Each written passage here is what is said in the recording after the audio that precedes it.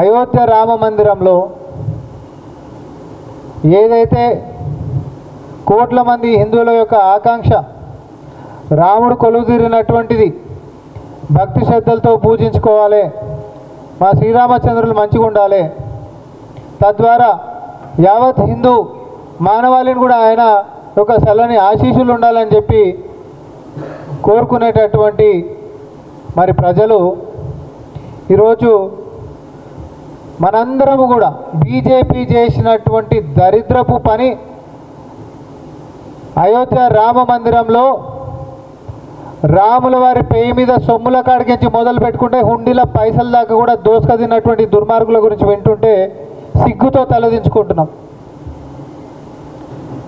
వాళ్ళ 40 సంవత్సరాల రాజకీయ చరిత్ర, మరి రాముడు అయోధ్య అనేటటువంటి పునాదుల మీద ఏర్పడ్డటువంటి బీజేపీ ఈరోజు మరి గుడి కట్టుకొని పట్టుమని 3 సంవత్సరాలు కాకంటే ముంగటనే ఆ రాముల వారి పేయి మీద సొమ్ముల కాడికించి ఆయన సొత్తు అయినటువంటి బంగారం అనుకోండి, వజ్రాభరణాలే అనుకోండి, లేకపోతే వెండికి సంబంధించినటువంటి ఇటుకలే అనుకోండి,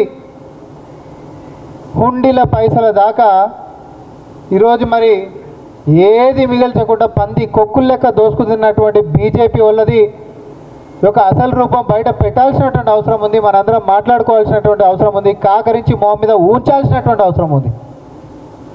సిగ్గులేని బతుకులు. పొద్దున్న లేస్తే దేవుని గురించి మాట్లాడుకుంటా, దేవుని పేరు చెప్పి రాజకీయం చేసుకుంటా, ఆ దేవుడి పేరు లేకపోతే మనుగడనే లేనటువంటి ఈ బతుకులు,